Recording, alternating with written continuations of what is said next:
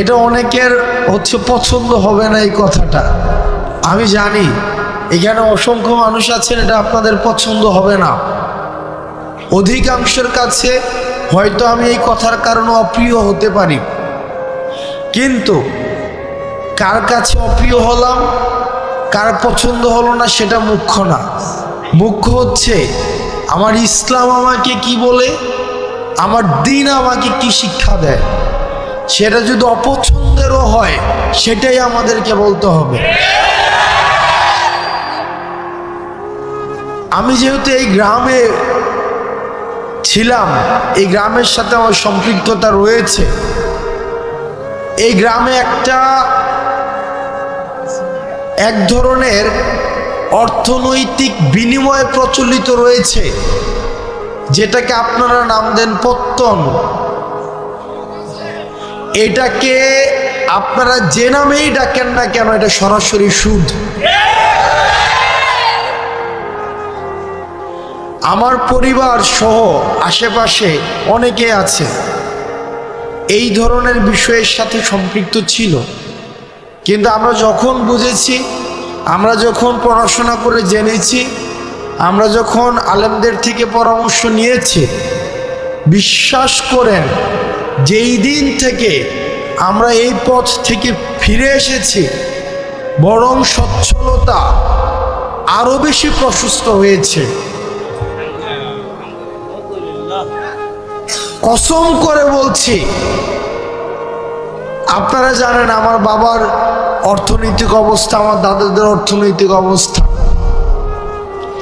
যেই দিন থেকে এই জায়গা থেকে আমরা ফিরে এসেছি, আমাদের অর্থনৈতিক যে সচ্ছলতা, আমাদের নিয়ামত সৃষ্টিকর্তা আমাদেরকে যেভাবে দিচ্ছেন, আমরা প্রতিনিয়ত আল্লাহর কাছে অকৃত্রিম কৃতজ্ঞতা প্রকাশ করি। আপনাদের কাছে অনুরোধ থাকবে, এই যে আমরা দেখি টাকা থেকে টাকা বৃদ্ধি পায়, এটা অসংখ্য পরিবারকে নিঃস্ব করে দেয়। আমি নিজে দেখেছি, আমার বাড়ির মধ্যে এইসব বিষয়ে মেল হয়েছে। ছোটবেলায় আমি দেখেছি, বা আমি দেবিদ্বার থেকে আসতাম যখন দেখতাম। অনেকে আমাকে অপছন্দ করতে পারেন, আপনি আমাকে অপছন্দ করেন, সেটা আমার দেখার বিষয় না, কিন্তু এটাই সত্য। এখানের সবাইও যদি অপছন্দ করেন, এটাই সত্য। এবং সুদের বিরুদ্ধে আমাদের একটা সামাজিকভাবে এটাকে প্রতিরোধ করতে হবে। আমরা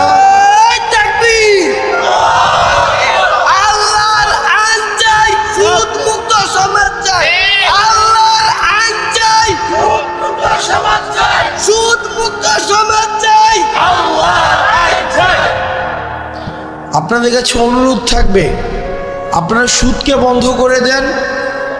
আমরা চেষ্টা করব, আপনারা যদি আমাদেরকে সহায়তা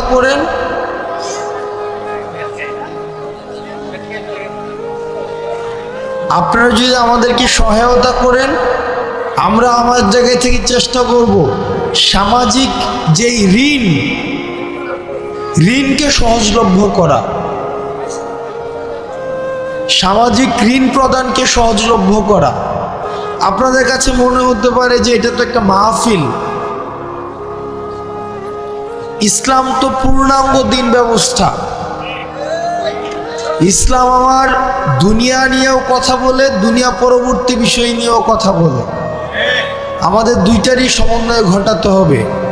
আমি আমার ক্ষুদ্র জ্ঞানে, আমি যেহেতু সামাজিক সমস্যাগুলো আমার কাছে মানুষ নিয়ে আসে, আমার যেহেতু দৃষ্টগোচর হয়, সেজন্য আজকে আপনারা শপথ করেন, যার এই ধরনের টাকা বিনিয়োগ রয়েছে পত্তন নামে, সুদ নামে, সেটা আর খাবেন না।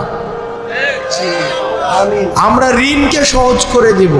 আমিও বুঝতেছি যে আপনারা অনেকক্ষণ ধরে অপেক্ষা করছেন, যে আপনাদের যার বক্তব্য শোনার জন্য আসছেন, রফিকুল ইসলাম মাদানী সাহেব, উনি এই যে আপনাদের পিছনের বিল্ডিংটায় আছেন, মানে এই যে আপনার পিছনের বিল্ডিংটা, একটা মানুষ 8 ঘন্টা জার্নি করে আসছেন, 8 ঘন্টা।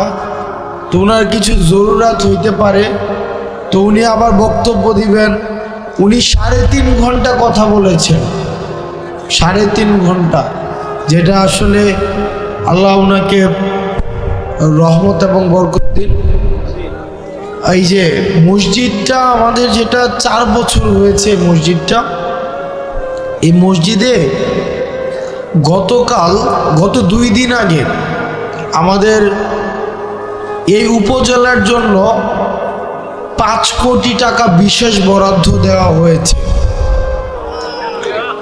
তো ইউনু মহোদয়ের সাথে কথা বলে এবং দেবিদ্বার উন্নয়ন ফোরাম নামে আমাদের একটি সংগঠন রয়েছে, আমরা এই দুইটার সমন্বয়ে বাকি যে কাজটা রয়েছে এই বিষয়টা সুসম্পন্ন করার ক্ষেত্রে আমি আমার জায়গা থেকে সর্বোচ্চ সহযোগিতা করব। আলহামদুলিল্লাহ। বাকি যে কাজটা রয়েছে আমরা প্রত্যাশা করি খুব দ্রুততম সময়ের মধ্যে ইনশাআল্লাহ আমরা এই কাজটাকে শেষ করতে পারব।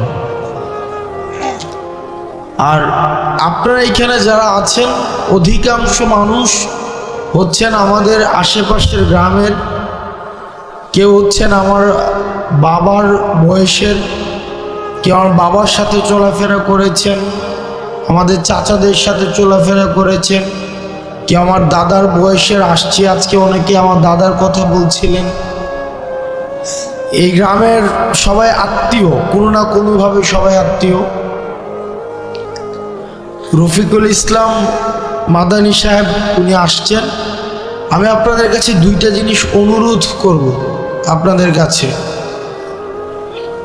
1 নম্বর বিষয় হচ্ছে, আমি যেহেতু এখানে, আমার জন্ম এই গ্রামে, আমি এই গ্রামে মাঝে মাঝে, যদিও আমি দেবিদ্বারে বড় হয়েছি, ক্লাস 2তে আমি বাসায় দেবিদ্বারে চলে যাই, কিন্তু দুঃখজনক বিষয় একটা এই গ্রাম সম্পর্কে বা আশেপাশের গ্রাম সম্পর্কে, সেটা হচ্ছে যে আমরা পড়াশোনার ক্ষেত্রে আমরা এই গ্রামের মানুষ বা আশেপাশের কয়েকটা মানুষ অনেক বেশি পিছিয়ে আছি, অনেক বেশি। সেটা হতে পারে কয়েকটা কারণে। 1 নম্বর কারণ হচ্ছে যে এই এলাকা থেকে বিদেশে যাওয়ার সহজলভ্যতাটা অনেক বেশি।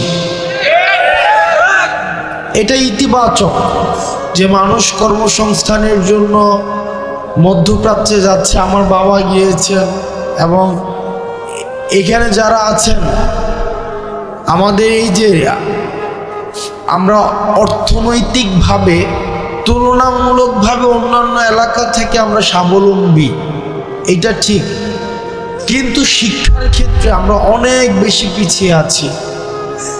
আমি কিছুদিন আগে শুনেছি যে আমার যে স্কুলটা রয়েছে হাই স্কুল, সেখানে পাশের হার এটা অপ্রত্যাশিতভাবে কম। সারা বাংলাদেশে যেখানে এখন শিক্ষাক্ষেত্রে মান অনেক উঁচু, সেখানে পাশের হার অনেক বেশি কম। আমাদের গোপালনগরে আরেকটা মাদ্রাসা আছে, সেখানেও অপ্রত্যাশিতভাবে পড়াশোনার মান খুব বেশি উন্নত নয়।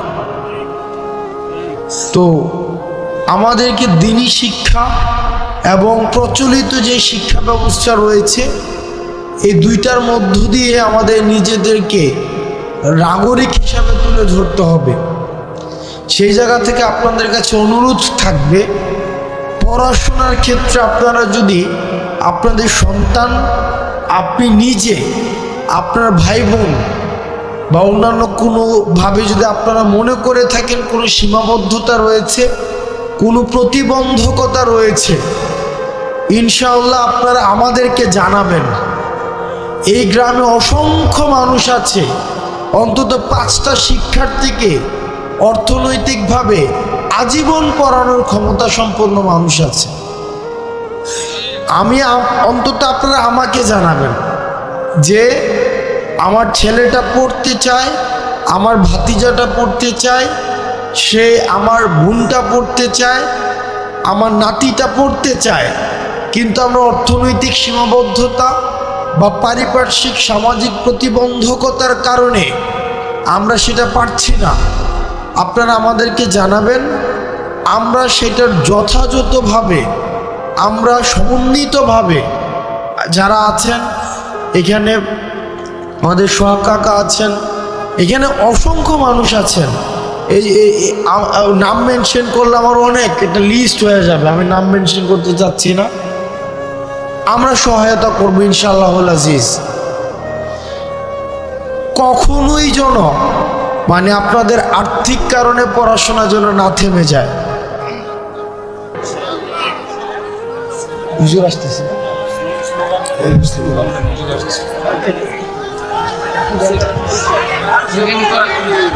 হুজুর আসতেছে, আপনারা